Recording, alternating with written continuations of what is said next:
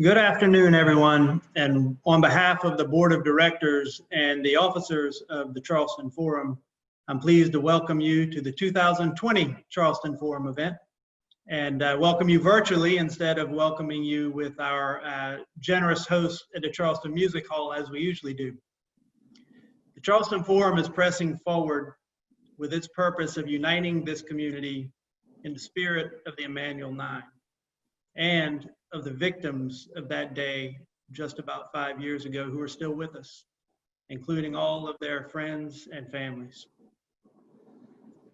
We press forward shining a light on the different perspectives on issues of race and the proposed solutions that we can put forward.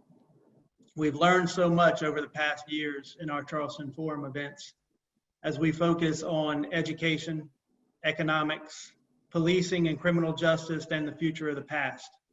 And our panelists have provided great perspectives, insights, and ideas for how we move forward together. And I'd encourage all of you to look on our website and Facebook page in the video library and take some time to see what those ideas are. We're going to be gathering them, as I'll discuss later, and put forward a platform of proposed solutions. But one thing that we haven't learned in our years so far that we thought we should dig into is what attitudes or perspectives are there that people are a little apprehensive in sharing in public? People aren't putting them out there in public forums, public displays. And are those things holding us back from making progress together? So what the Charleston Forum did this year is we engaged the Center for Public Policy Research, Center for Research and Public Policy to design and conduct a forum for us of residents in the Tri-County area to find out what we think we are, who we think we are on these areas of issues of race, and to shine a light now in this 350th year of our collective journey in this area on where we are on issues of race. And not just that, but where do we want to be and how do we get there? And we're proud to have the Charleston 350 Committee recognize us as a joint partner in this effort as we look at Charleston's history, and again, as we look for ways to move forward together. Other thank yous I should offer here to our sponsors: the Charleston County Bar Association, the Duffy and Young Law Firm, the Citadel School of Humanities and Social Sciences, Samsung, the Bruce Law Firm, the Joy Law Firm, the Motley Rice Law Firm, the Gallivan White and Boyd Law Firm, the Patrick Family Foundation, and Johnny Linton. Thank you all for helping us make this happen. And one thing that my officers and directors tell me I'm terrible at doing, so I'll give it my best shot here. We need your support financially to keep our efforts moving. If you have a chance, get on the website. There's a donate button. We're a 501c3 nonprofit. Love to have your support. We need you. Also critical to the survey effort is a group of Tri-County leaders we engaged to review the survey questions. It's a broad political spectrum that, from these folks, and we wanted them to look at the questions for the tone of the questions and whether they had the right focus. So I want everyone to know who was involved in this effort. That includes Brittany Cease, J.A. Moore, Jenny Costa Honeycutt, Joe Quayle, Josh Whitley, Marvin Pendarvis, Scarlett Wilson, Sean Wilson, Stan Cleveringa, and Vic Roll. Thank you. And as always, thank you to Amanda Loveday and her team at NP Strategy, who helps put this together better than anyone else possibly could. Thanks to our moderator in our recent events so far, I hope you've seen or will check out online. Our moderator par excellence, John Simpkins, who's with us today, and he's the new president of the MDC Corporation. And to our panelists, Dr. Bernie Powers, who many of you will recognize as the preeminent historian on the African-American experience here in the Charleston area. Dr. Geoffrey Alpert, who's a nationally recognized professor of criminology at the University of South Carolina.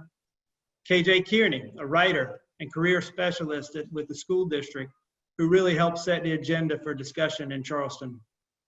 Dr. Josie White, a James Island native like me, who is the South Carolina Public Charter School District Teacher of the Year. And Brian Hicks, columnist at the Post and Courier, who is, of course, the conscience of Charleston even when sometimes some people don't want to hear about it. So thank you all for joining us. And I'll say that, participating with us today is one step. But if we don't take another step, we're going to be in the same place. And what we've learned from the survey, which you're going to hear more about, the details, of course, but there is resounding agreement all across the Tri-County area that we want to achieve principles of equality and equity. We also agree in many areas that we're not there. And on top of that, a majority of people are engaged in helping try to find a way to get there. All of this is very encouraging news from the survey for us to be able to dig in and move forward as a community. Now we need to discuss why we aren't, where we aren't achieving those goals and why we aren't.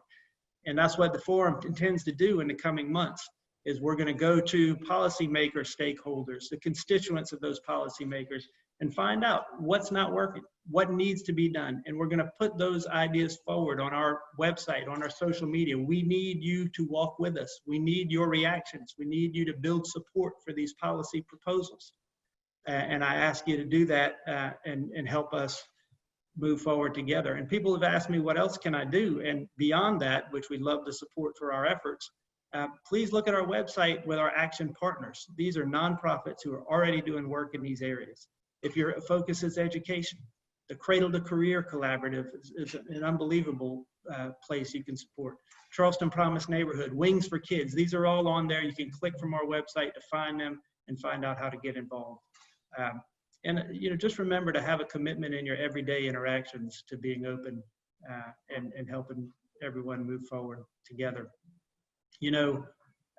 It's amid this pandemic of discontent that the heart-wrenching killings of George Floyd, Breonna Taylor, Ahmaud Arbery have beckoned a wave of support and interest in addressing problems of race.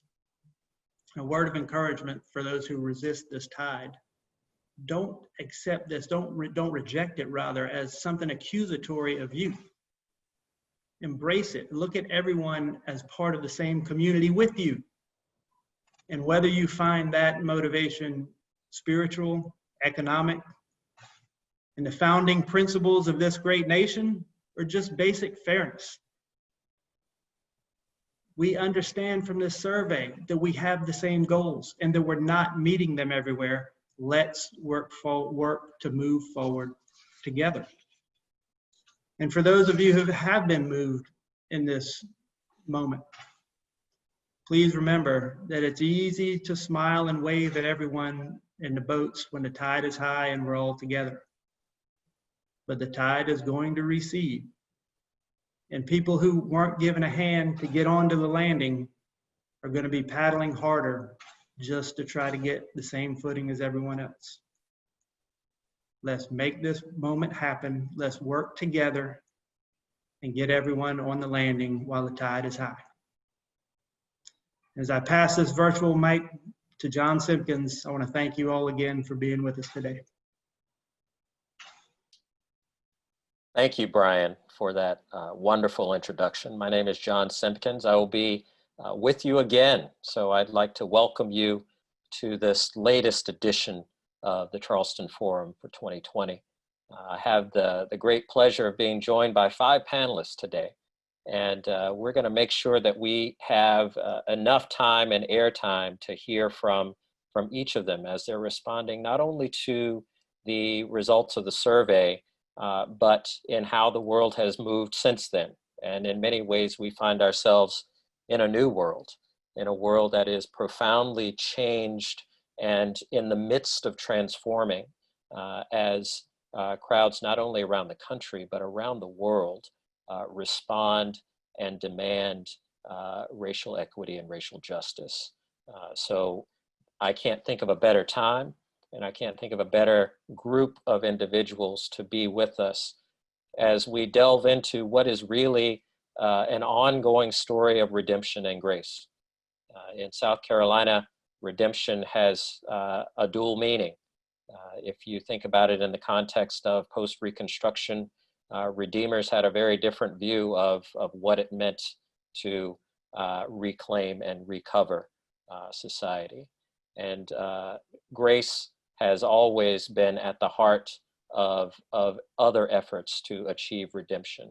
What we find in our country is that there are periodic calls for redemption. As early as Frederick Douglass's speech, What to a Slave is the 4th of July, and then Lincoln's Gettysburg Address, FDR's second Bill of Rights, which was his last State of the Union address, and Martin Luther King's mountaintop speech, the speech that he gave the night before he was assassinated. In each of these, there is a call for America to redeem herself. And I hope that that emerges as a theme of today's conversation and the grace that is necessary to go along with that redemption. The story of Charleston is a story of grace. We certainly remember at the funeral for Reverend Pinckney, President Obama singing Amazing Grace, and the belief that there was room for forgiveness for some, and that forgiveness was necessary in order to heal. So I hope that we touch on all of these issues as we hear from each of our panelists today. Just to give you an overview of how we're going to proceed, we'll have brief introductions from the 5 folks who will be joining us for this discussion. Then Dr. Powers will give us a little bit of historical context to inform this conversation. And from there, we'll launch right into our conversation, not only about the survey results, as I mentioned, but also about the broader issues that they implicate. After that, we'll have some concluding remarks. And in between, we'll certainly try to get as many of your questions in as we can so that we can hear your voice as a part of this discussion. With all the participants that we have, and in order to make sure that we get sufficient airtime, the advice to our fellow panelists is, as always, speak in sentences and not paragraphs. And we will try to make sure that we get everyone in so that all perspectives and views can be heard sufficiently. So to begin, I'd just like to ask each of our panelists to introduce yourself, tell us who you are, what you do, where you're from, and answer one question. And that question is, in this moment, what's your biggest concern? What is the thing that occupies your mind the most right now? And that's up to you to decide what that is, but just a brief answer to that question, to that one question. And then, as I said, we'll hear from Dr. Powers more extensively on some of the background to how we got to where we are, and then we'll go to conversation. So to begin with the introductions, we'll go in reverse alphabetical order. So Dr. White, we'll begin with you, then we'll go on to Dr. Powers, and then Mr. Kearney, Mr. Hicks, and we'll end with you, Dr. Alpert. So Dr. White, I'll turn it over to you. My name is Dr. Josie White. I'm from Charleston, South Carolina, and I'm an English teacher at South Carolina Whitmore School. My biggest concern right now is for the well-being of my students, past, present, and future. Thank you.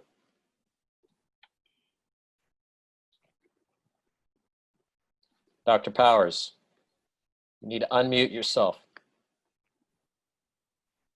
Okay, thank you, John. So I'm Bernie Powers, Professor Emeritus of History at the College of Charleston, and the Director for the Center for the Study of Slavery in Charleston, which is based over at the college. And I'm also serving as the Interim CEO for the International African American Museum, which we expect to open early in 2022.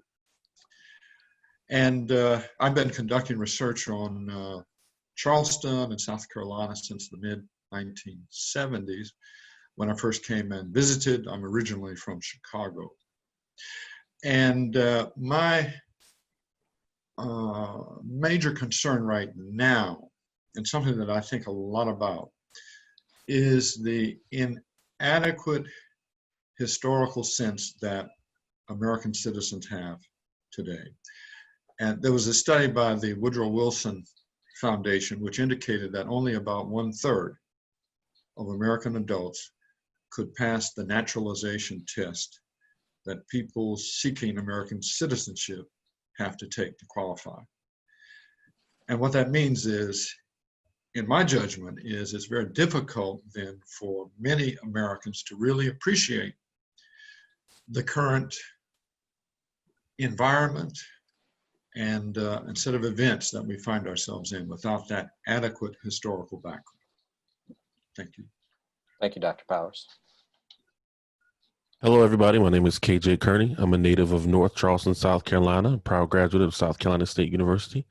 Currently, I am the founder of Black Food Fridays, which is an online initiative to get everyone around the world to support Black-owned restaurants, chefs, bakers, every single Friday. And I wrote the proclamation for Red Rice Day for the city of Charleston. The concern that I have is an agenda that all Black people can get behind to make sure that we don't ruin or let this moment of awakening for everyone go to waste, and that we can make sure that equity and equality is the standard for everyone in terms of how we do business going forward. Thank you, Mr. Kearney.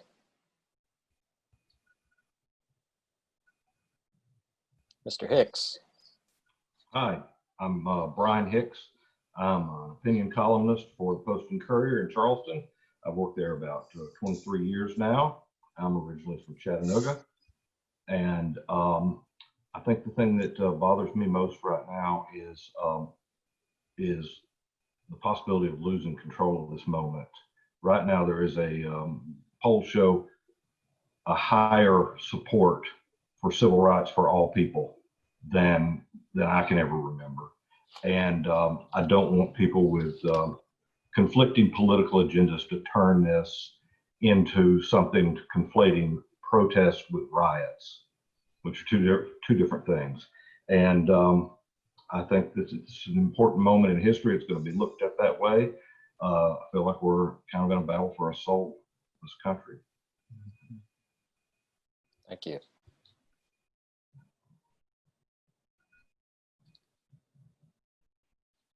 Dr. Alpert. Good afternoon.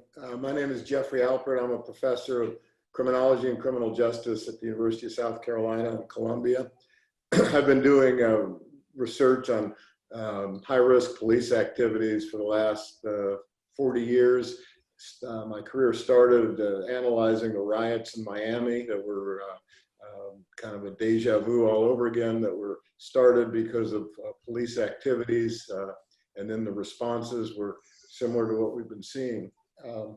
My biggest concern today is very similar to KJ and Brian, and really all of you on this panel, is that we don't achieve the social, political, and economic changes that we need. I mean, we've been working on this a long time.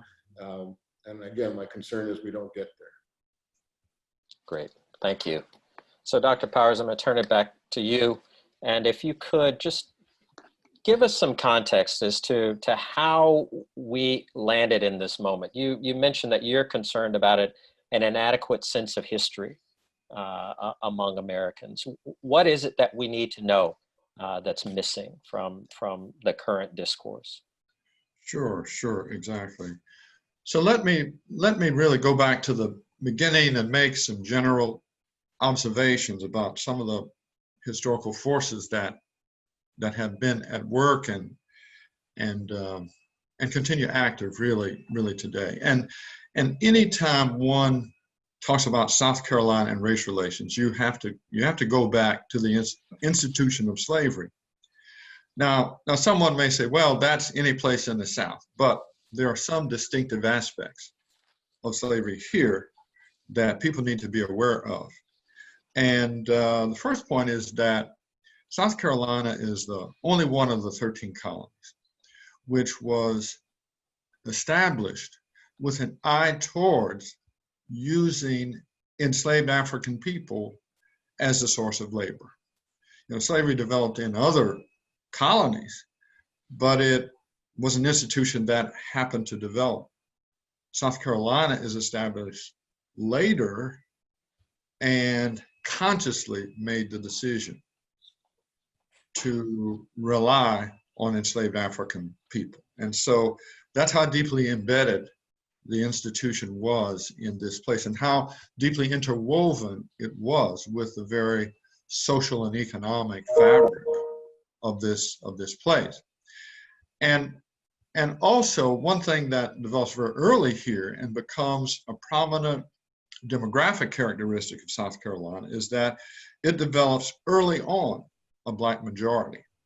So for most of South Carolina's history, the majority of the population here has been either African or African derived. That continues to be the case by and large until the early 20th century.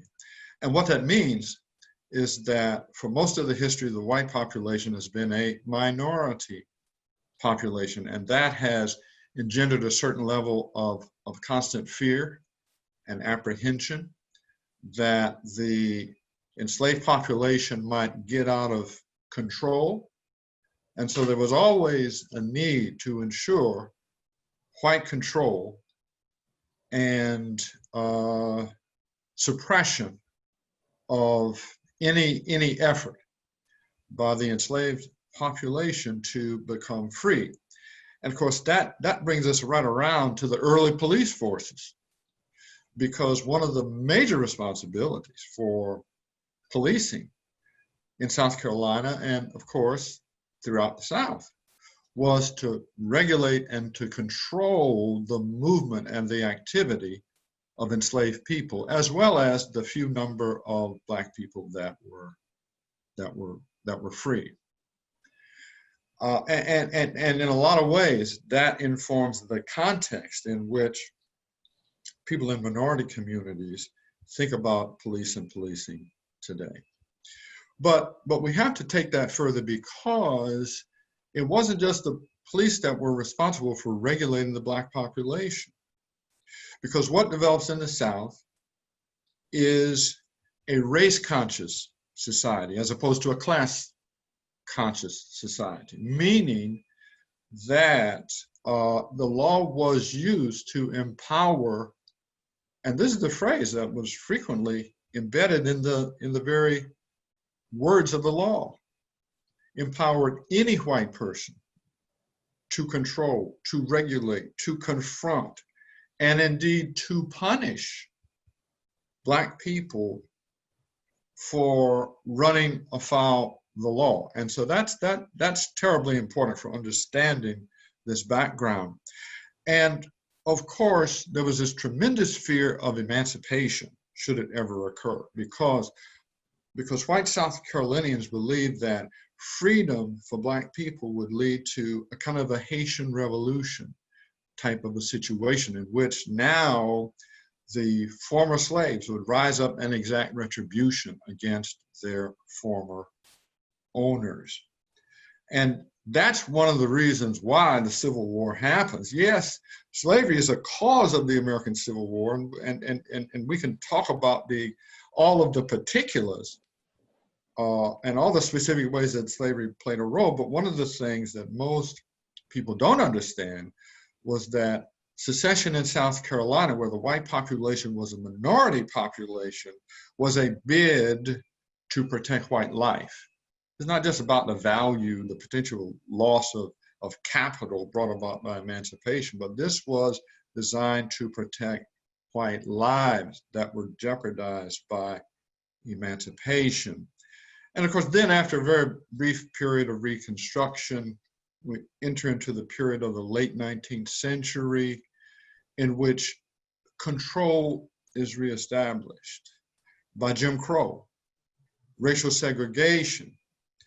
And what people forget about slavery was designed to do two things. And what people always know is that slavery is designed to extort labor. But slavery in the Southern context was also designed to regulate race relations. And so once you have emancipation, race relations have to be controlled by something else, some other mechanism. And that was Jim Crow, racial segregation, which was not merely designed to separate people, but it was also designed to inculcate social values. And among the most important of those values was that whites were superior and black people were inferior. And the idea was that in a highly segregated society, the players, the black population, the white population could look around and take their social cues and occupy the spaces that they were supposed to occupy by looking at the differences in the schools, by looking at the differences in the water fountains, by looking at the differences in housing, and so on. And so all of these visual cues then educated the population as to who was superior and who was inferior, who held certain kinds of jobs and who was excluded from those very same kinds of jobs. And this was a society that also disfranchised black people, a society in which and Americans are just beginning to use this term, terrorism, but it was white terrorism was widespread. So the whole notion of terrorism is not anything new in black communities, and that's not a new term for people of African descent in South Carolina. And so this really sets the tone for and the backdrop for the American Civil Rights Movement. And this was the condition of affairs in which Black Carolinians found themselves really until the struggle of the late 1950s and 1960s. Just a couple of other points, because that backdrop informs some other fairly recent issues. You know, in the 1990s, there was a referendum that was taken in South Carolina as to whether the constitutional ban on interracial marriage ought to be nullified. It was basically a symbolic referendum. But I recall that about 40% of South Carolinians were either opposed to the nullification or were not sure whether it ought to be nullified. And of course, we know that the Confederate flag flew above the State House until 2000 and was only recently removed from the State House grounds in 2015 after nine black people died.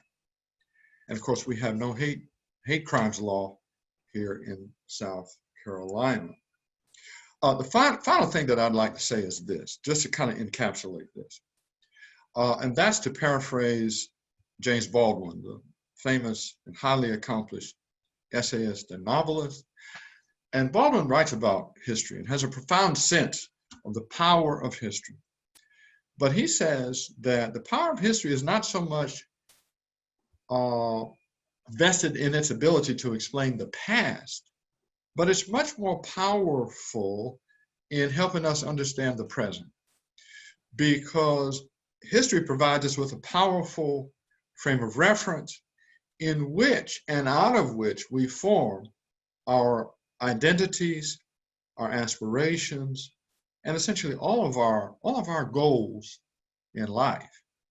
And that, I think, is why history is so terribly important for understanding the moment that we're in right now. And I'll yield at that point. Thank you, Dr. Powers. And I think that is appropriate, especially as we think about one of the four themes of the survey and one of the four themes of this forum, which is the future of the past. And as you describe Baldwin's description of the formative nature of history, that history continues to shape us, whether we acknowledge parts of it or not. And what I'm interested in hearing from some of our other panelists to just get your opinions about, as you hear this quick overview of the history of the Charleston community, South Carolina, and the nation more broadly, and then you think about the specific areas in which you're engaged, whether it's as a newspaper reporter in the community of over 20 years, a community organizer, policing expert, or an educator. What do you see as a connection back to that or a manifestation of what you've just heard? How does it sit with you from your own perspective?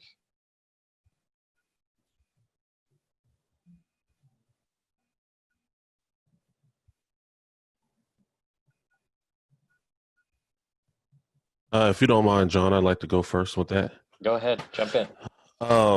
In terms of to answer your direct question, in terms of how do I feel, the past informs our present situation? I have two different feelings on it. I think, to Dr. Power's point, not enough people know the past and understand the past, and therefore don't realize that these things that we're going through right now are A, either not new, or B, intensified efforts of things that have been happening for, decades or even hundreds of years. That lack of understanding of the past allows us to do a couple of things, in my opinion. Number one, it allows us to absolve ourselves from doing what's right today and both in the future, because we can act ignorant about the things that have happened before. And then lastly, it really absolves those who are in power from having to be the ones to step up and change, because throughout history, it's those who are in charge. Like, what do they say? He who holds the gold makes the rules, right? So it's those who are in charge who, more than any one of us, should know our history and are responsible to make it so. But since that's not happening, currently, you see the people in the streets marching, rioting, protesting, whatever words you want to use, but making their voices heard to let those in charge know that this is unacceptable and we won't repeat another 40 years of what's going on today. Thank you. Let me add one word from my work as a researcher and dealing with police change over the years, and that's empathy.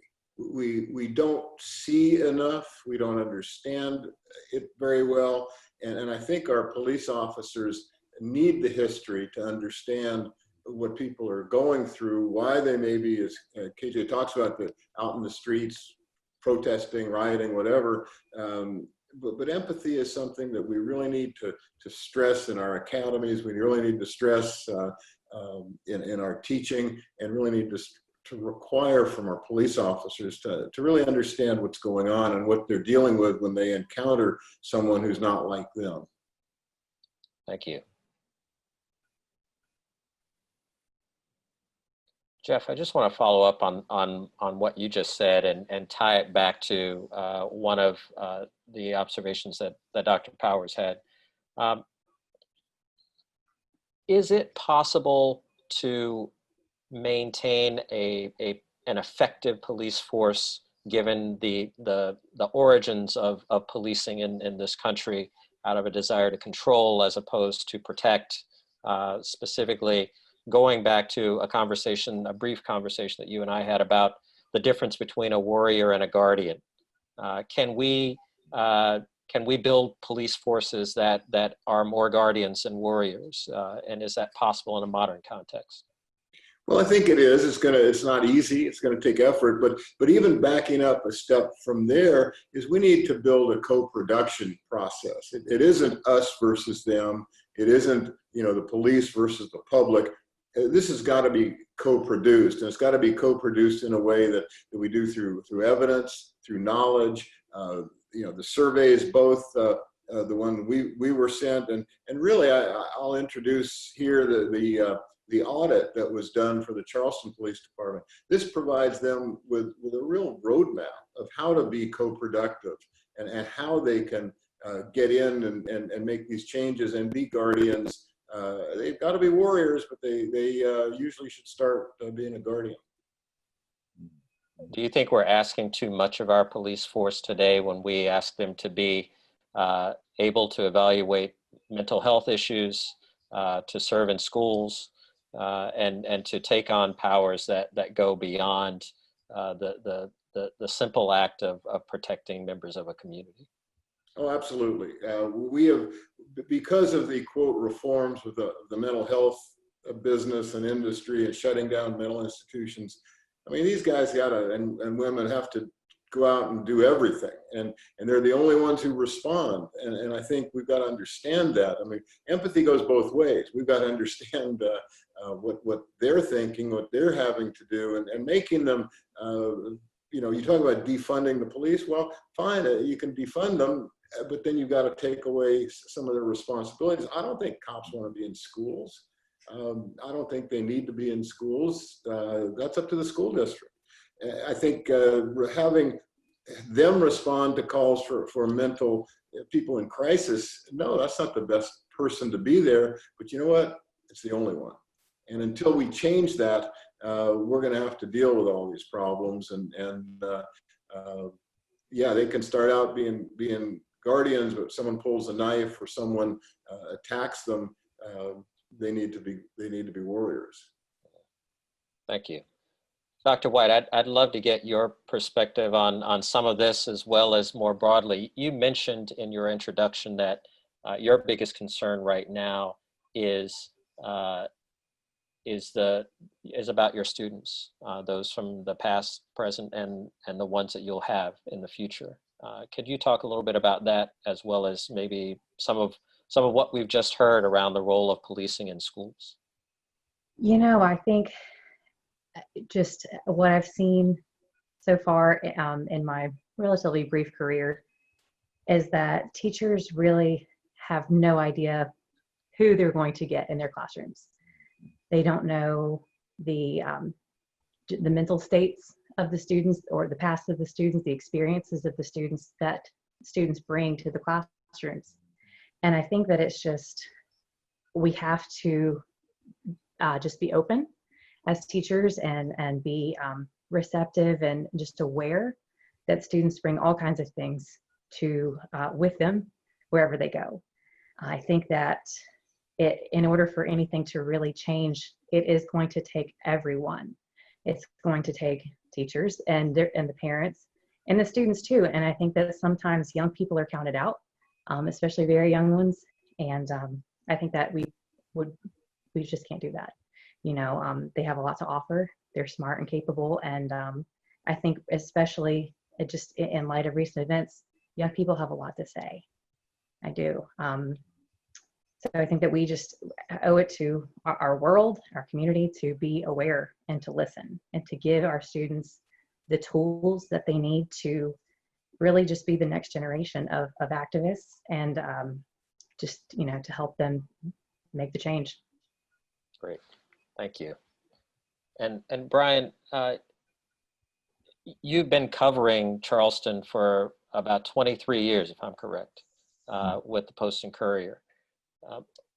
What, as we talk about these issues that are playing out on a national level, how are you seeing this express itself at the local level? What is Charleston looking like as we wrestle with issues of racial equity, as we wrestle with issues of policing and the proper place of policing in communities? What are you seeing on those fronts?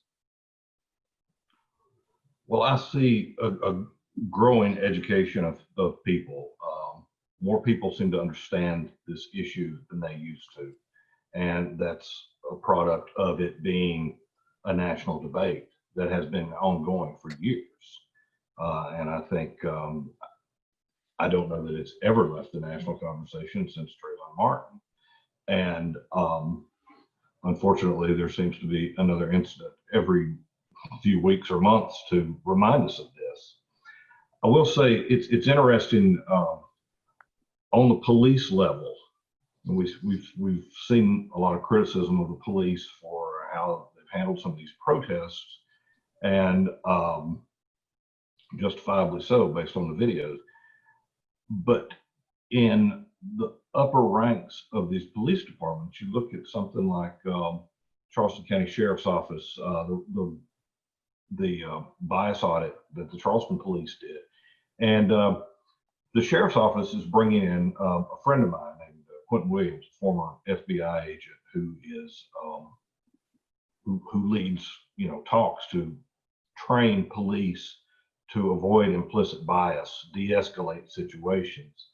And you see more and more top brass in police departments focused on that. It has yet to trickle down in a lot of places, but this is a sort of a move from the warrior to the guardian sort of mindset that is slowly taking place. It's sort of like the the slow acceptance of history. Dr. Power says a lot of people don't know this history. And when I got here 23 years ago, I think a lot of people thought Gone with the Wind was a documentary. And there's just now, I've, in the past decade or so, quit getting people emailing me arguing that Civil War had nothing to do with slavery. So we're not real quick, but people are starting to catch on, and I think that the changing attitudes are slow. They're coming. I think what Dr. Alpert said is absolutely right. We need more empathy. Thank you. And just to follow up on that, one of the areas where there's still a persistent divergence of opinion, one of the areas of the survey where there's a persistent divergence of opinion is around the issue of socialization, social interaction, clubs, and these remain powerful areas of separation and segregation in the Charleston community. I'd love to hear from any of you. This is an open question to the panel. Why do you think that continues to be so? Even if in other parts of the survey, we had responses from people who said that they were open to having conversations on race relations and racial equity, that they wanted to have those conversations, that they thought relationships were improving, except when we look in how they've organized their social lives, their private lives, we still see a separation along lines of race.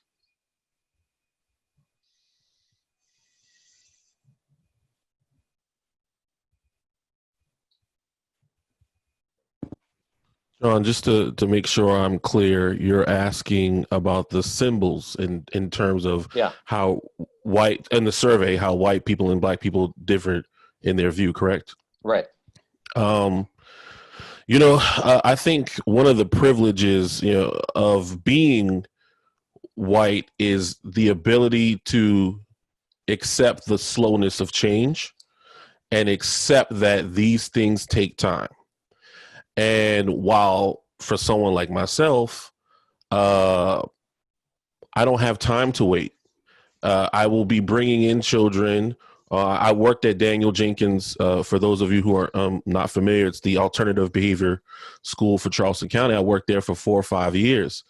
And this idea that we have to always wait for change, whether it be symbols to removed, whether it be policy, any change is always given to us as like, hey, just wait and just take your time, it'll come. And again, that absolves the people who are in power from having to make those decisions. I don't know if I'm the only person. I'm going to assume I'm the only person on this panel that has listened to the rapper Mos Def anytime soon. But in his album Black on Both Sides, he says that people act like hip hop is a giant in the clouds that comes down and visits the town people. But it's not. Hip hop is us, and the same thing with social change. That's us. Those are people who are pushing the button or turning the keys on the mechanisms that keep these things rolling. And so for Black people in the survey, for those of you who haven't seen it, 65% of Black people feel like we need to hurry up and move on these things, as opposed to 35% of white people. And I think, again, that goes back to the privilege they have on not needing or not feeling an emergency or an urgency to get these things solved absolutely today and right now. Thank you, KJ. Is there anyone who wants to respond to that or add to what KJ just shared? Yeah, John, I would add this, that with regard to the clubs and symbols, there's something about them that is so deeply personal. it goes to the bone marrow of many whites, I believe. And, you know, it's different than employment opportunities because you're on the job for 8 hours, 12 hours a day, you go home.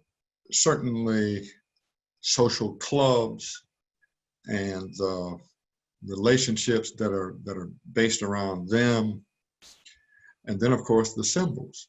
And of course, the most important one in terms of what we're talking about now, the Confederate flag, in which there was a gulf of difference between blacks and whites on that, at least in terms of its display on public grounds. I think the difference was somewhere in the neighborhood of about 30% difference between African Americans and whites. And of course, what helps to account for that difference and why it goes to the bone marrow is because when black people say, and progressive whites say that the flag and other symbols ought to be removed from public grounds, that's really an indictment of people who trace their ancestry back to individuals that fought in the gray uniforms. And there's somehow a degradation of them and their memory and so on and so forth. And of course, whites take it that way, I think, because of the way in which the Civil War has been discussed, the way that people have been educated and in fact miseducated about the Civil War, you know, and you know, white Southerners are quick to say, well, you know, only 25% of white families own slaves, and that's true. I mean, we got to agree with that. That's the fact of the matter. But those are the people that made the war. But you had a lot of other people who didn't own any slaves, but they didn't want to live in society with free black people. And so there's been a way of sanitizing the Confederacy and what it was all about, what it stood for, and little in the way of visioning what society would have been like if the outcome of the war was different, the exact opposite, you see. And so that's why I say that a symbol like that goes directly to the bone marrow of white Carolinians, because to criticize the flag is to criticize families, ancestry, and legacies that really touch our contemporaries. So I want to follow up on those last two comments and pose a question that's related both to teaching and policing. If we have these persistent, deeply personal differences that exist along lines of race, how can we effectively engage with communities that may be different as police officers? And speaking specifically to a question that we had along the lines of the effectiveness of implicit bias training and those techniques as we're working with police officers. And then Dr. White, I'll come to you with another question. That's a training issue and an educational issue we've been wrestling with for a long time in progressive police departments. And it really, you talk about implicit bias, but we also talk about the illusory correlation, where we try to explain to police officers that, you know, they look at a group of people and they make assumptions about that group, and that's the correlation they're making, yet it's illusory, it's not real. And we try to get officers to understand what they don't know and why they make assumptions, and those assumptions for the most part are going to be wrong. And maybe Josie can be more direct on the teaching issues, but in our training in police, we run them through scenarios. We put them in situations. We make them make choices. And a lot of the time their choices are shown to be either inaccurate or off the mark a little bit. And the key is, if they don't get corrected, both in training and then on the street, if they don't get corrected, then it becomes approved behavior. And if it becomes approved behavior, they're going to continue to do it. All their friends are going to continue to do it. And it becomes a pattern and practice of horrible, horrible interactions. So you're absolutely right with that we have got to do better educating these officers in understanding the illusory correlation and that it is illusory. And we've got to make sure they're corrected and disciplined. If they can't be coached and they can't be corrected, then they need to be disciplined. Otherwise, it's just a behavior that's going to continue on, that's implicitly approved. So it gets complicated in that sense, and that goes into a whole issue of accountability, where if you don't discipline an officer for doing something wrong, whether it's a use of force, whether it's a comment, whether it's an attitude, then it becomes part of the climate of the agency, and we've got to change that climate in order to improve. And I think we are. And again, I'll bring up the audit of the city of Charleston, where they found a lot of things that they needed to work on, and the audit was done recently, although the whole history of it was brought in for a particular reason. That is the kind of response that needs to be looked at. What are they doing with this audit? Are they just putting it on the shelf and letting it gather dust? If that's the case, then we're in trouble.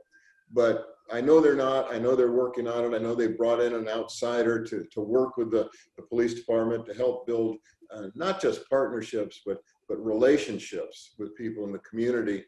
And that's what's going to get it passed. And is there anything new that needs to be a part of this co-production process, or is it really the patience and the ability to stick with an effort to engage and build those relationships over time? Is there something else that needs to be a part of that? Well, that's a sad, that goes back to KJ's point. This is a sad response. We've had police commissions since the 1920s, and they come up with the same things. They come up with the same issues. We just haven't done it. And maybe this is a little different. Maybe we're at a time in our history where we're going to do something instead of just talk about it and print it. So I think we know what to do. I'm not sure we know how to do it, but I think we know how to get there. And like KJ, we can't wait. This is an opportunity where if we're going to make changes, we got to make them. Thank you. You know, one of the things that I think that we have to do to move things along more quickly is all the people you see out protesting. It's changed the narrative of this country. It's brought attention to this. Now they have to vote. The reason it doesn't move faster is because the same people get elected to office, because it's the same group of people voting. It's the people who grew up with these statues, who were put up, most of which were put up after Reconstruction, and built that false narrative. And it's just become ingrained. And so a lot of these young people who are out protesting need to stick with it and go vote. That is the only way to change this. So, Brian, you raise a good point. It's come up in some of the questions we've gotten in the Q&A. Is what we're seeing in some ways a reflection of the polarized politics of our time? Oh, I think it definitely is. I think it definitely is. The old education model, the people who grew up with these monuments and that history and believing a certain narrative. Some of them are dying out and some of them are starting to see the light. And yeah, they're not moving fast enough, but the only way they can do that is if they hear something else. And I think seems different this time. My God, you got NASCAR on board. I mean, How often do you see something like that? So Dr. White, I want to come to you around these same issues as they relate to education. Dr. Powers, in setting some of this context, even referred to education, at least implicitly, as being part of the answer to this, and effective education around the history of who we are and what we are. But how is that impacted by deeply held personal beliefs that keep people separated from each other? You know, I think, like I said before, students come to class with their biases. They come with the way they were raised and their experiences and past education as well, or miseducation. And so I think that our responsibility as educators is to teach students how to have respectful, open conversations with each other, with their parents, with other members of the community, with just anyone, even with their own teachers. So it's up to us to give them the tools to do those things, and then to give them the mic, let them go. And I think that this will change the climate of our schools, to go back to what Dr. Alpert was saying. And I think that it all goes back to this as well. In order for those things to be allowed to happen and to work successfully in classrooms, students have to be exposed to multiple viewpoints, surrounding historical events, surrounding just anything, so they need to read literature from different parts of the world and see just different narratives.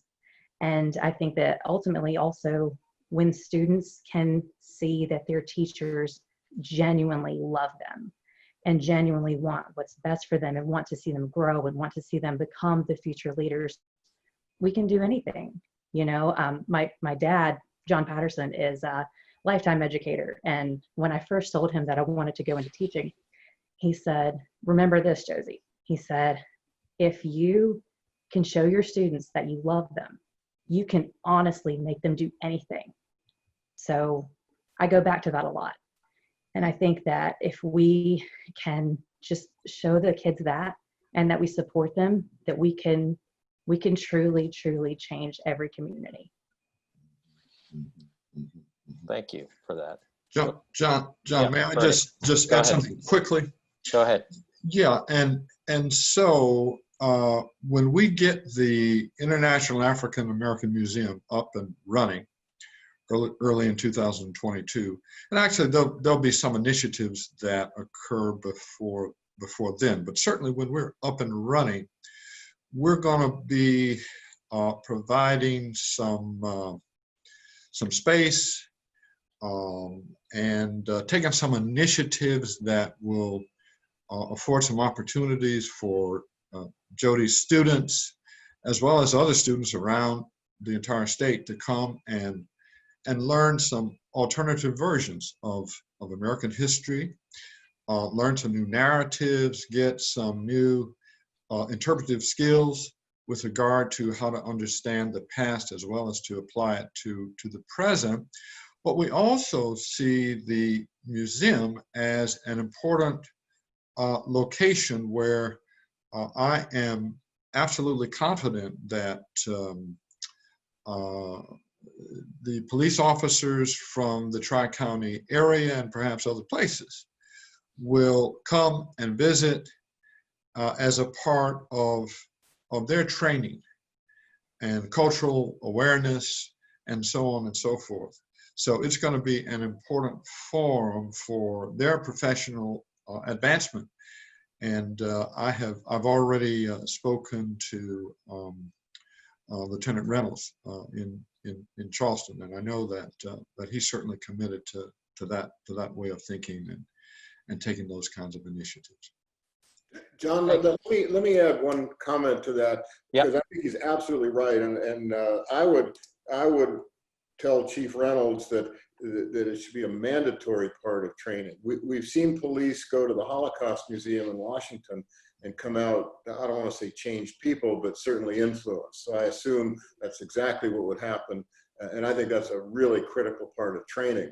And let me add, to that, an aspect that Josie, you kind of reminded me, when officers are out on the street, we've got to, and we've seen this in other parts of the country, we've got to have peer intervention. We've got to have not just a suggested situation where cops can correct cops who are not making good decisions, but we've got to have required peer intervention. I guess the only comment I'd make is they don't call it a courageous conversation because it's easy. But back to Josie's point, if you can educate people to have that conversation, you can have a climate in your agency where it's okay and it's really important to intervene. And I think that's going to make a difference as well. So there are a lot of things we know, we just got to make sure that they happen. Thank you for that. And as I understand it, Bernie, you've been involved in some of those efforts already through the Illumination Project. Is that correct? Yes, exactly. So I've worked with some colleagues to create some training modules for the Charleston, the City of Charleston Police Department. And initially, we ran the new recruits through, it's a session that lasts about 3 hours. And it essentially focuses on the history of race in Charleston and South Carolina.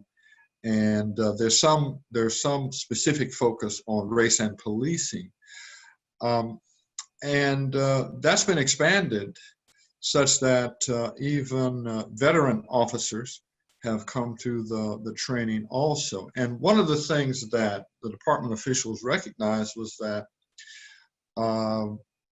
that the new trainees, for example, were coming from all around the country. And they're taking a job in Charleston, but so many of them had no idea really of what Charleston was, what it was like, the history, preconceived notions that members of the community might have.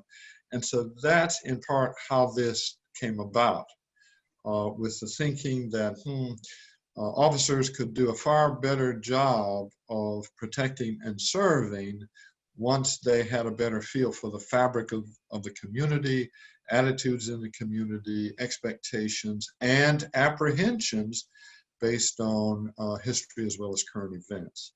And so I've worked with Harlan Green and Nick Butler. Nick's over at Charleston County Library, and Harlan Green is archivist over at the College of Charleston. Thank you for that. And as what I'm hearing in this conversation are a lot of illustrations of positive interventions that can occur, things that can improve the community and improve this situation, speaking into this moment.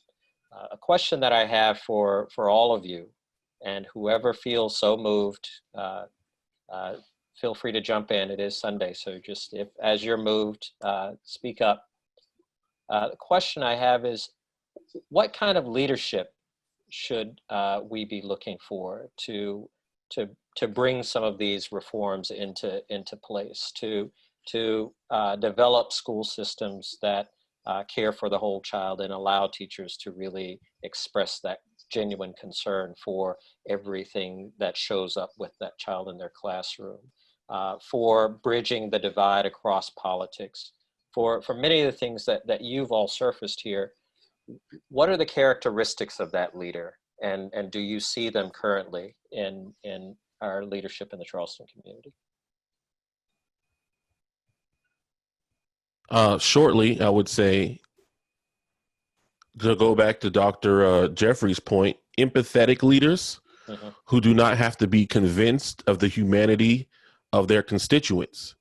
I think a lot of times we spend a lot of time trying to convince our leaders that women should have decision-making ability over their body. We shouldn't have to convince leaders that women are competent enough to decide what they want to do with their body. We shouldn't have to convince our leaders that Black people understand their plight more than anyone else, and then you should probably take the governmental foot off their neck. We shouldn't have to convince a bunch of police officers to look at the humanity of people. We shouldn't have to pressure them into being psychologists, sociologists, warriors, guardians. I mean, that's a lot of work. right? And so I think if we have leaders who are empathetic and can see the humanity in everyone, that they will start making better decisions. Now, to answer your other part of the question, do we have leaders like that? Of course we do. There are definitely some people in leadership positions now. I don't want to start calling names because if I forget someone, then I'm going to get a text message later. But we definitely have people who have shown strong leadership in terms, if we're defining leadership as empathy, the ability to show empathy and the ability to show humanity. But we have just as many people who we have to keep on over and over convincing them of insert group is worth saving, insert group is worth protecting or funding or whatever it is you want to do. So yes, let's praise those who are doing the work in positive ways, but also let's be clear on who isn't and work on ways of either improving their mental capacity to handle these issues or getting new people in those seats.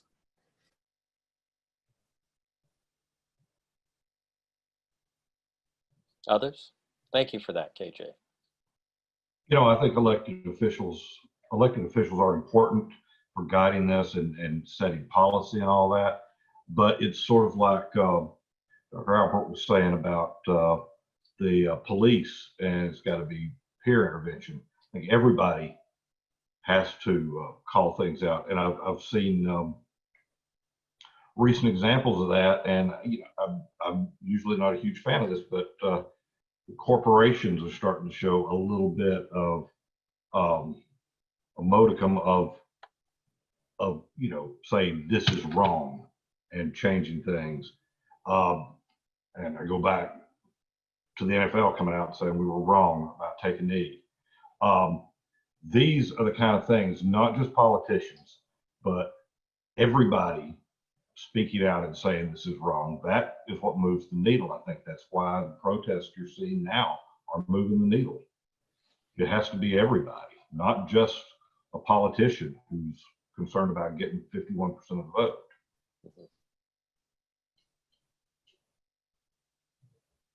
So on that point, a follow-up question, especially as we hear from some of these unexpected voices, Brian, like the NFL, like some corporations, should we be worried about cheap grace? Should we be worried about people who are late to the issue and not likely to stay long, and as a result, losing that momentum that some of you mentioned you were concerned about losing as we look for deeper solutions to these problems? Oh, I think that's a very real possibility and a problem. Anytime I see a company coming out and doing something, I have to think it's helping their bottom line. But I think we just have to keep saying it over and over and make it clear to these businesses that they have to keep putting that message out if they want us to patronize their businesses and what have you. I think some of these sports organizations you're seeing are doing that because the people who race the cars or play football are speaking out, and I think some people just really know that they've been on the wrong side of history too long. I really like that phrase, John, of cheap grace. That's pretty good. Should we be concerned about that? I would say yes and no. I think we should keep it in the back of our minds that there are corporations, just like people, who are going to seize on opportunities to make themselves look good or just appear not racist. But there are also going to be people out here that are, as Brian just said, for whatever reason now they see the light and they want to do the work and they want to be empathetic and inclusive and provide equity and so forth and so on.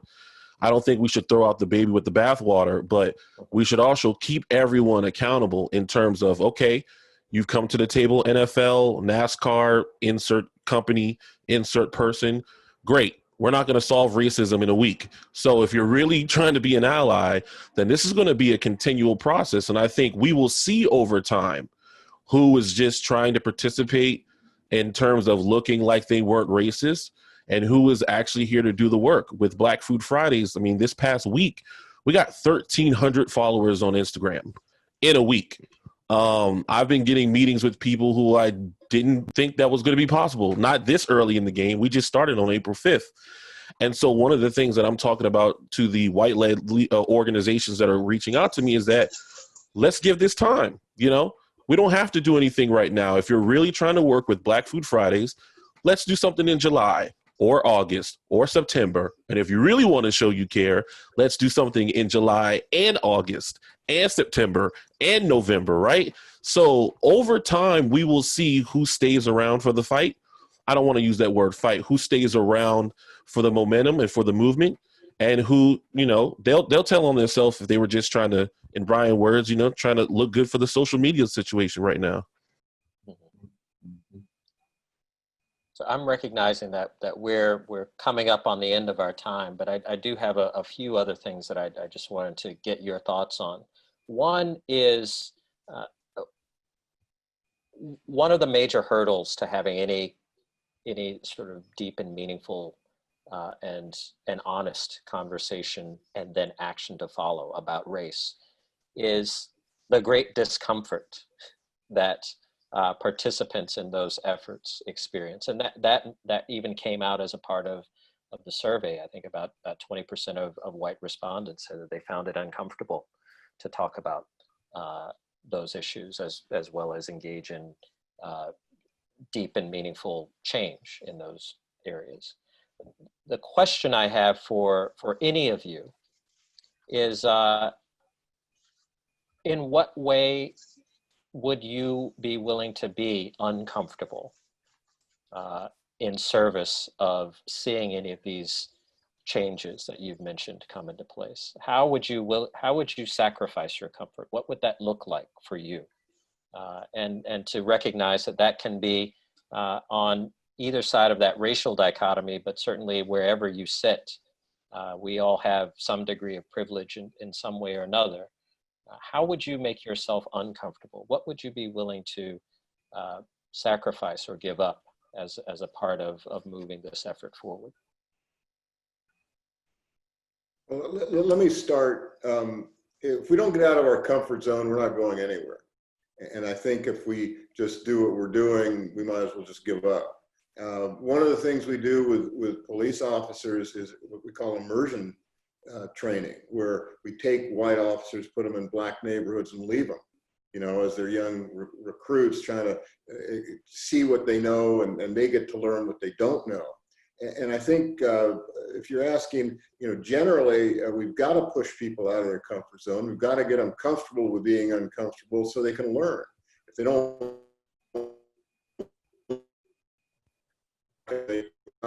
where we need to go. I think, and we have to lead by example. I think we've got to be able to do this ourselves to show people we're working with that it's okay and it's in fact important to get out of our comfort zone. So we've got to, you know, as you point out, we've got to give up or we've got to change so we can get others to follow.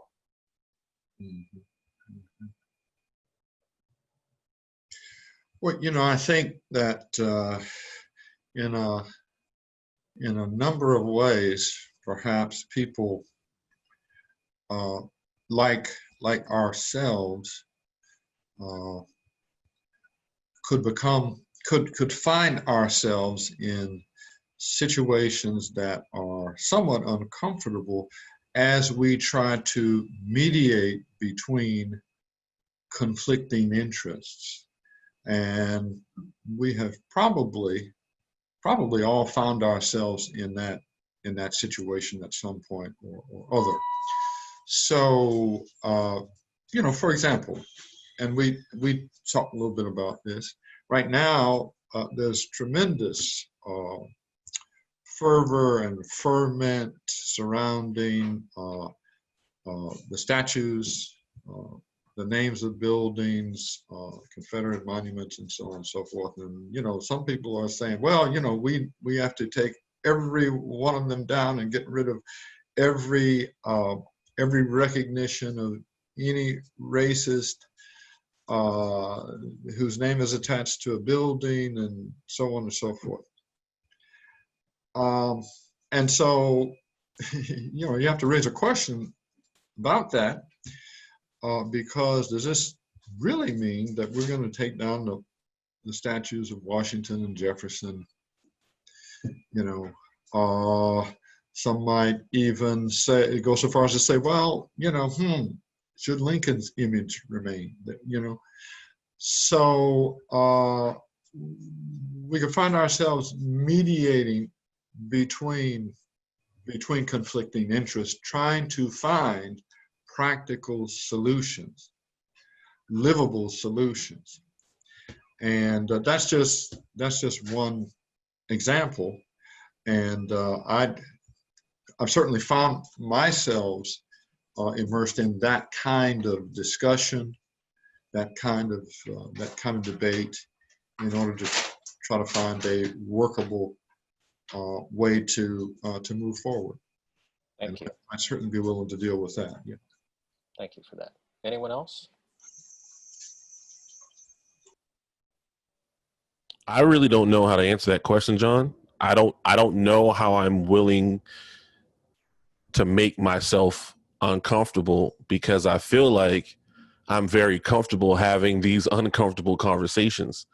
I'm comfortable being the person in the room, not to be devil's advocate for the sake of devil's advocacy, but that would like to bring different positions and different perspectives to the conversation so that we can have a holistic view on how these things can or cannot get done.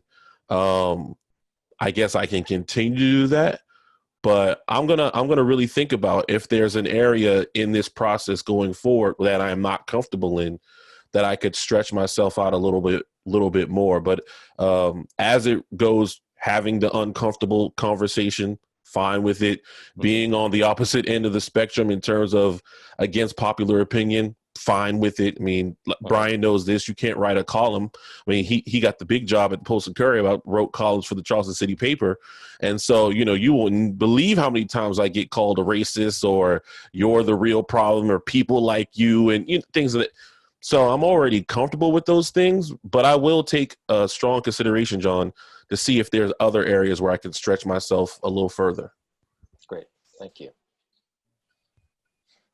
And tying it back into education and teaching, I think that students have to see their teachers speaking up and defending them and being activists in whatever form. But I think that when students see that, they're more likely to listen to that teacher and to want to become active themselves. And I think that one way that is really important is to encourage parents to be involved in their students' education, even at the high school level. There's a lot of talk about two-generation family engagement being really successful in a lot of areas, and I think that should be a greater push in Charleston. Meeting Street Academy has been doing that since they started, and they have had profound results with that in their test scores and their students' performance, all the above. But I think that should be the greater focus in Charleston, and that can really only happen with very highly qualified teachers and administrators, and teachers have to have a lot of autonomy as well. Thank you. Thanks for that. With the time that we have left, I just want to get to a couple of other questions. One, and for everyone's benefit, the survey results, an overview of the survey results are now available on the website for the Charleston Forum. So you should certainly visit the website and have a look at those. What I'd also want to share is that this conversation today is the beginning of a series of deeper conversations that we'll have about all of these areas. So as we talk about policing, as we talk about the role of leadership in communities, as we talk about education and the future of the past, there will be opportunities for us to really engage more deeply in all of those areas in separate web convenings that we'll have as a part of the Charleston Forum. The question that I have for our fellows is, from the survey results, was there anything that stood out to you, or something that you think merits deeper discussion or interrogation or investigation as we come to the end of our...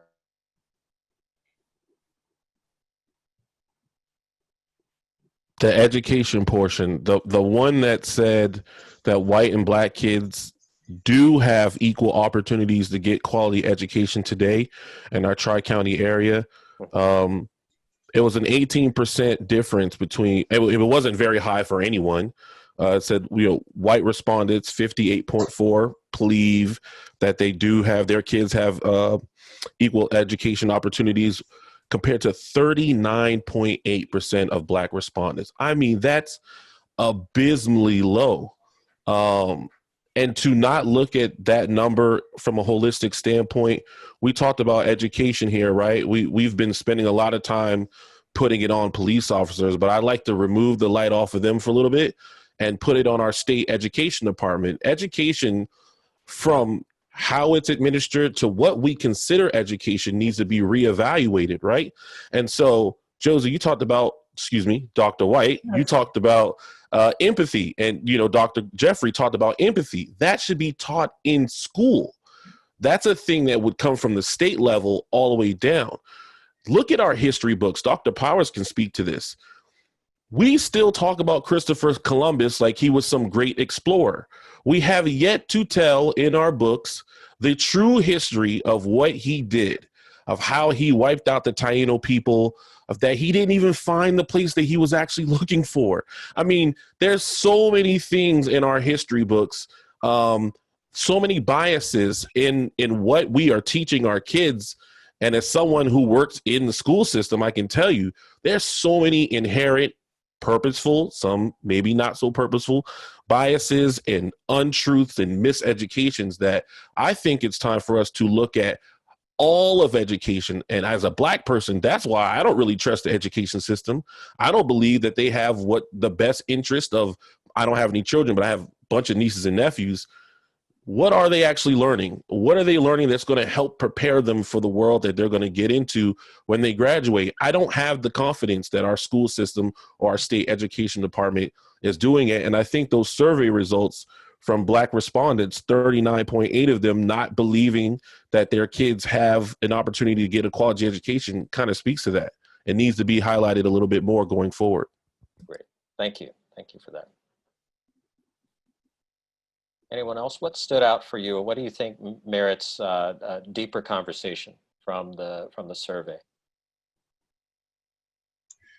Yeah, John, one of the things that I noticed was that on the question of really the value of community conversations surrounding racial issues, the conclusion was that about twice as many Black Carolinians as whites believe that nothing positive would result from those conversations.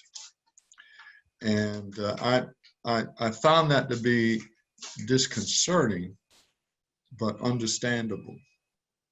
And it's connected directly to what we are seeing in the streets today. That is a sign of disaffection. That is the sign of fatigue, both physical as well as psychic.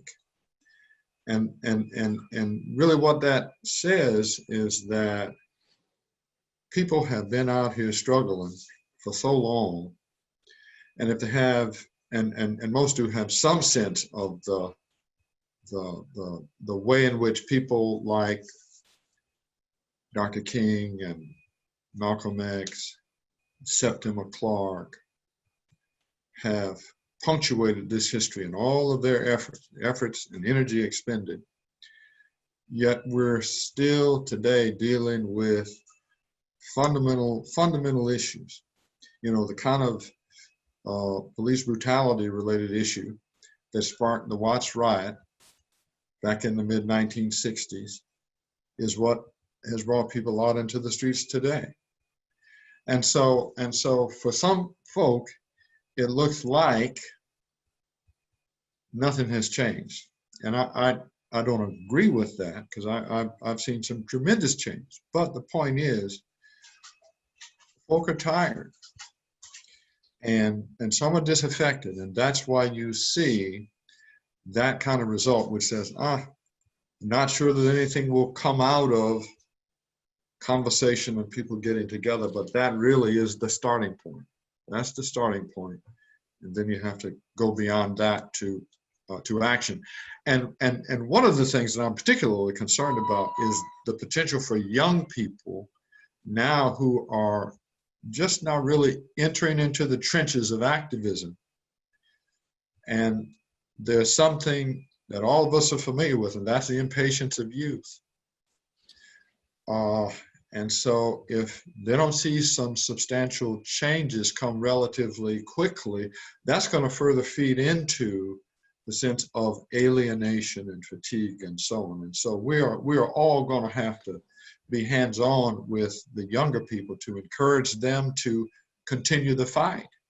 Because the point is that America as a nation didn't start out as democratically and as egalitarian as it is today. What it is today, and we still have to go a long way, but what it is today is a result of a long struggle and people staying in the trenches to perfect the union. Thank you. Thank you for that. Any other thoughts before we move to our final question?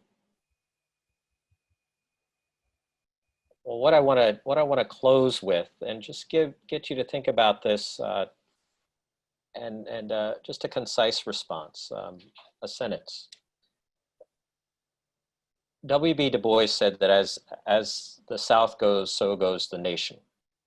And especially for those of us who have ties to Charleston, we like to think that as Charleston goes, so goes the world.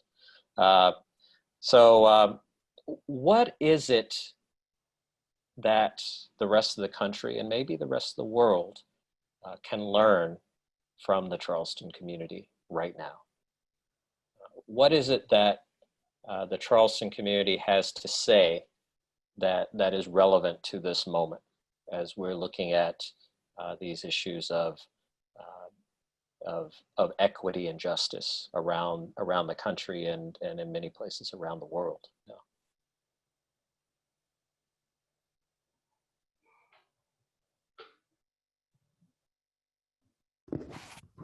I can speak to the limited issue of the police. I think Charleston is incredibly lucky to have Chief Reynolds. I think what he's done that was performed, that they're taking it seriously. They brought in a former major from another department to come in and form these relationships and partnerships with the community. They are looking to co-produce justice. It's a long road, but they're certainly making the right steps. So I think a lot of departments can look at what they're doing in Charleston, how they're making improvements, and learn from them. Thank you, Jeff.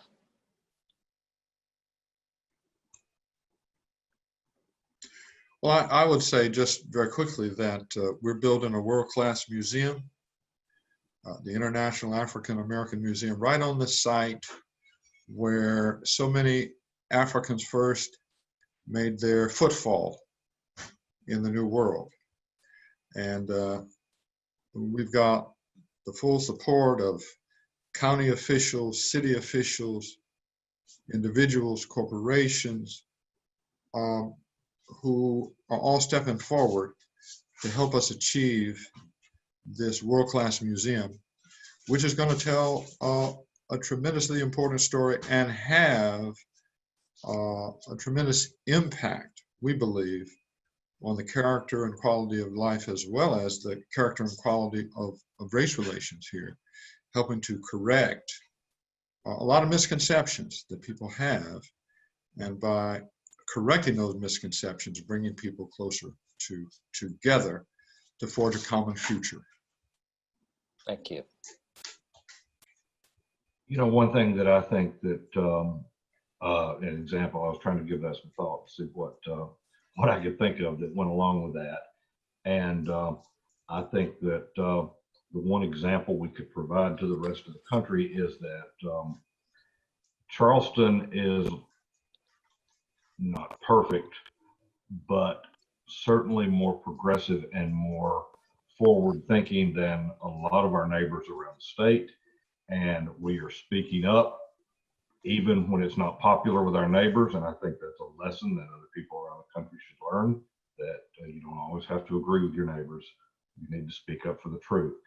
And it's admirable that the place where slavery began in this country is taking these steps to acknowledge that. And I think that's a good example that the rest of the country can follow. Thank you for that, Brian. Josie, you want to go? Or? Go ahead.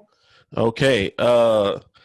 I love being a resident and a native of the great state of Charleston. I hope to have lots of money one day and buy homes in other places, but this will always be home base. What I will say, though, is the example that I hope that others take from us: do not be us, in the sense that Charleston is very good at moving on immediately after something very bad happens. We talked about the apology for slavery, right? That was not unanimous. That was 7-5, and it was over. Like, it happened, and it was over. Mother Emanuel happened. We held hands on the bridge. Back to business. Walter Scott got shot. Back to business. We have shown an ability to get back to business as usual at an alarmingly fast rate, considering a lot of the racial history that we have in this city. So in that regard, I hope that we can learn better from ourselves, but that other people don't try to do that. It's okay not to go back to business as soon as humanly possible.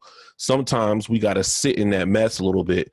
And I hope that that's something that we can do and others are willing to do. Don't be so quick to get back to business. Thank you for that, KJ. And echoing KJ a little bit, I think that Charleston, we are really quick to move on, sometimes not for the best, but I hope that, I think that sometimes we are also very quick to react. So I hope that we will capitalize on that and then just sit in our mess a little bit and think about where we need to go from here and what we can do, what differences we can make as individuals. Thank you for that. And that's a good note to end on, Dr. White. We do have to move on. And I just want to remind all of you who are watching that if you have other comments or proposals, to leave them, there's a place on the website for the Charleston Forum where you can leave them. And we will continue not only this conversation, but really to attempt to harvest proposals for action. This is meant to be a forum for action. And we hope that you all will help us make it so. Thank you to my 5 friends who joined me today. It's been good to hear all of your perspectives as we look at what this community can do to grow stronger as we face a moment of crisis and a test of our values. And so we shall see what emerges in this period of redemption and grace. And thank you all for watching, and have a good rest of your weekend. And I hope that your week starts off well. Take care.